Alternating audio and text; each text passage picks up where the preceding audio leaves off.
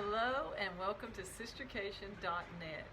I am happy to be bringing you this afternoon one of our celebrities in our area. This is Ellen Comfort, and she has a phenomenal story to tell you.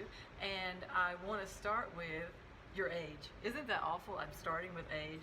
Oh, I don't mind that at all. I'm 62. Almost 62. I turned 62 on the 26th of this month. Yeah, she's going ahead and claiming that, and I'm Yep. going to tell you why she's claiming that. Because she just finished climbing Mount Kilimanjaro in Africa. Now, you're going to have to tell us exactly how this came about and what you had to do to get there. Okay, so the reason that I climbed Mount Kilimanjaro is because I had the misfortune of losing my son to the war in Afghanistan on May 8th, 2010. And I've been following a group called TAPS, which works with Gold Star families, and they come up with events to just help us overcome our grief and to move forward. And that's how I ended up doing the Mount Kilimanjaro thing. I've been watching it for a couple of years, and I thought, geez, maybe I can do this. And I started working out, and before you know it, I signed up and I was ready to go. So how long, isn't that an amazing story? So how long did it take you from the time you commit, were you working out before you committed?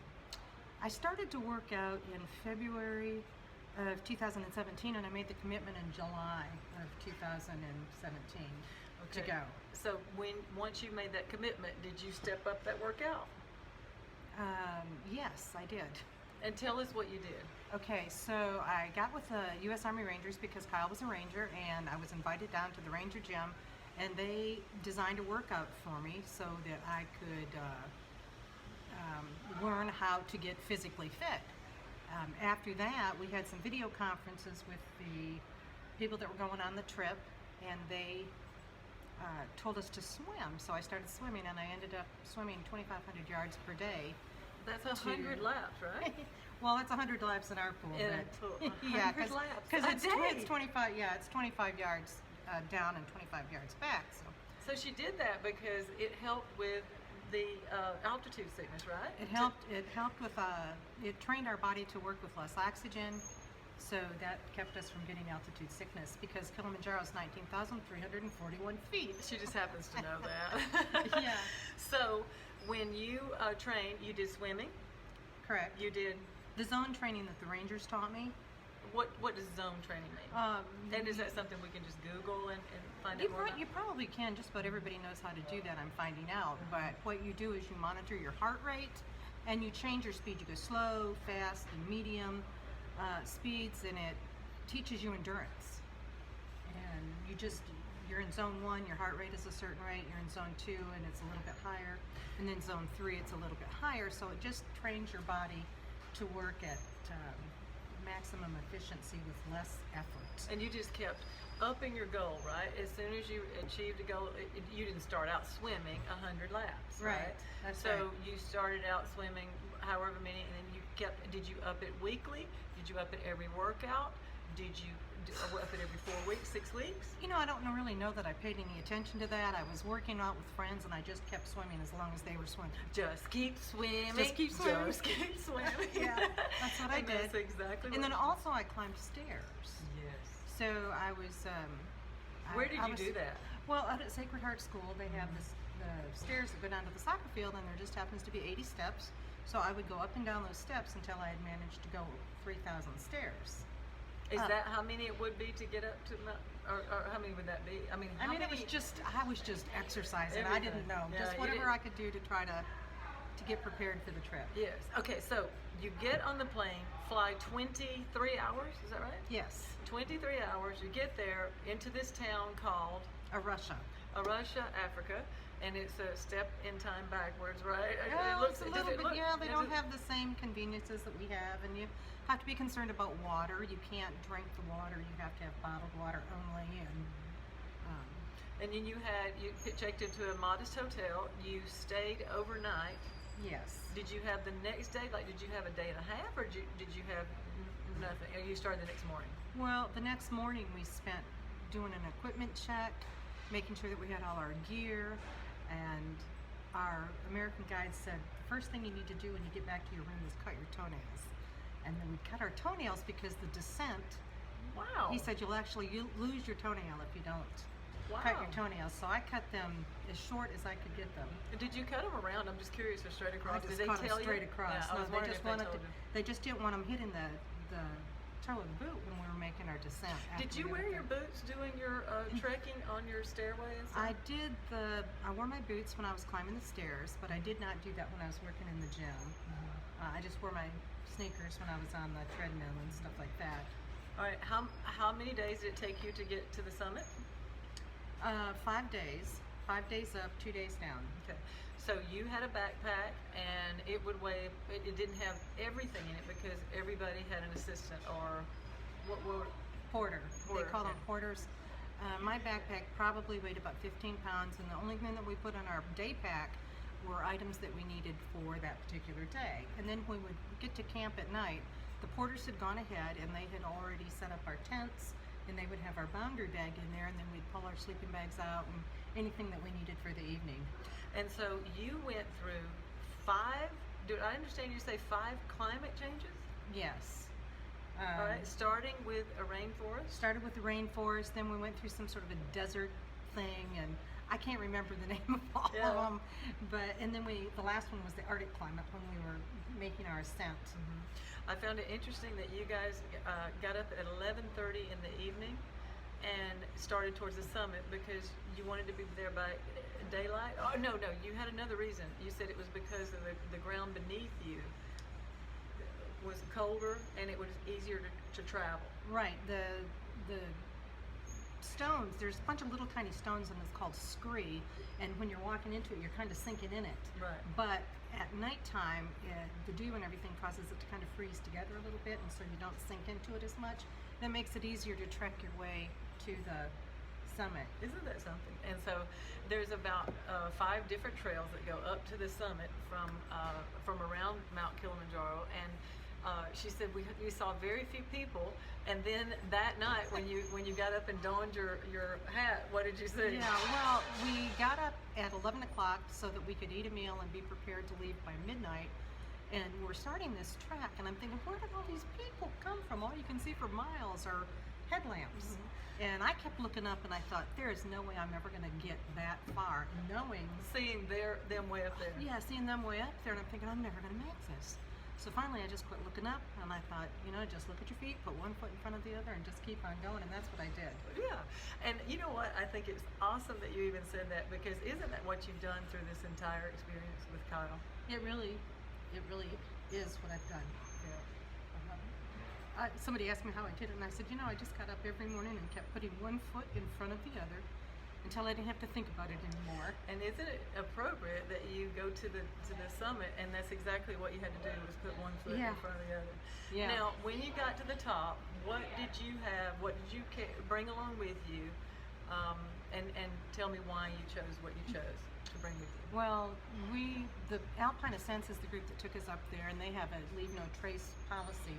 So they don't want you leaving photos or anything that's going to cause litter.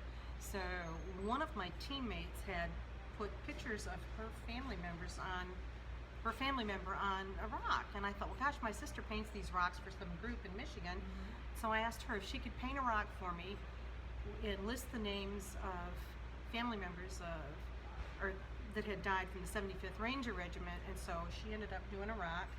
And the people that asked me to remember their family members, we put their names on the rock, so they're up on the top of Mount Kilimanjaro now. How heavy was the rock? I'm curious. Well, the rock. I think I would have a really thin rock, and it would be there. The rock. I was surprised about that. As a matter of fact, Chris, my traveling buddy, said, "I can't believe you're bringing a rock to Mount Kilimanjaro with all these rocks here." But the rock weighed 5 pounds. Yeah, so. I may have. Yeah, I was going to say I may have brought a marker with me. Yeah. So just found a rock and put their names on it. Yeah. Right. And you got to take the pictures when you got to the summit. Yeah, I got to take the pictures when we got to the summit. So it was 5 days up and 5 nights of rest, or barely 5 nights of rest. And then how long to get back down? 2 days to get back down. And you were humping it. That's why I said cut your you were humping dang toenails, right? Like, we're going to leave them on the mountain if you don't, right? So, well, that is awesome. So tell me, what was going through your mind? First of all, all 12, there were 12 people in the group. There were 13 participants. We had 2 American guides and an African guide, and then we had all of the porters that were African. And so, and everybody did not make it up. We had 2 people, unfortunately, that did not make it up because it was a daughter and father duo, and she got terrible altitude sickness, and we were on. It was during the summit day, and she got altitude sickness, so she was so close, and then they had to turn around and go back. But ultimately, her health was the most important thing. Absolutely. But that's sad that everybody didn't make it up. Right. But aren't you glad you did all that training? I'm glad I did all that training. But for the family that didn't make it up, the group got together and they did a little video with pictures of their loved one. So they said, he made it too. So Yes. I thought that was really thoughtful of the group. I think that is lovely. And you guys will be bonded forever. I'm sure that there were some great conversations, but you said there was, did you talk a lot on the way up? I know you said by the time you got to the camps, you were just zonked and everybody was getting to bed. A lot of people did a lot of talking. I didn't. For me, it was an opportunity for some quiet reflection, and I just spent a lot of time thinking about my son and what I had done. And Tell me how you felt. What went through your mind when you got to the summit? Well, when I got to the summit, I cried. Yeah. For no other reason than that I had made it. And of course, I was thinking of Kyle, and when I would get discouraged, I could hear him saying, you've got this, Mom, you've got this. I know you can do this. That is. And so I just kept putting the one foot in front of the other until I made it to 19,341 feet. Yeah. Well, I think that it is an absolute inspiration, and I wanted to share this story with you for not just honoring Kyle's memory, but I wanted to tell you, I don't know where you are in your life, but you may be less than 62 years old, and sometimes we need a goal. I think sometimes we just live day by day, and we don't have a goal. And what happened was, to help her with her grief, she decided she was going to work out, and she just started working, and then she found a goal. I think instead of floating through life like a kite and just blowing with the wind, I think if you can find a goal, and it wasn't to get all those steps in, but you had to start somewhere. Right. And then you just kept going and kept going and kept building. And that's what you do with, first of all, set a goal. The ultimate goal can be to the mountaintop, but you do have to start somewhere. And that somewhere every week or every day, and you track and you continue to add a little bit to it and a little bit to it, and it will actually work so much more than just your body. It'll work your brain, and I'm sure you feel so much more crisp than you felt probably 2 years ago. Oh, I do. And I feel great. I feel better than I felt in years. Yeah, and you're 2 years older, but actually you're 2 years younger. Yeah.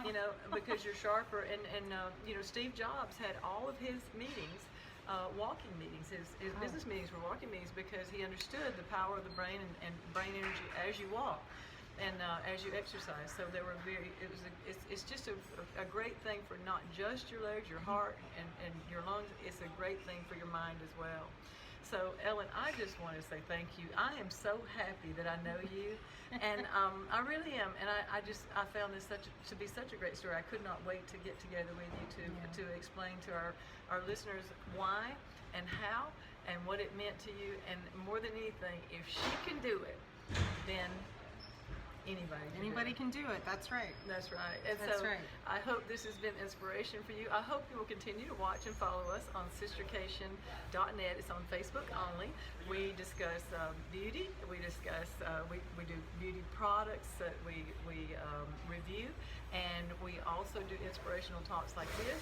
And so if there's anything that you would like for us to discuss, or if you know another local or non-local hero that you would like to talk to, we would love to hear from you. Please leave a comment below. Please watch and follow, and please share this with your military friends and family, and any mother who has had the misfortune that Ellen has had. And I'm sure this will bring some comfort to them as well. And how about that name, Comfort? Okay. All right, so we're going to show you some photos. I hope you have a fabulous day. Thank you so much, Anita. Oh, thank you.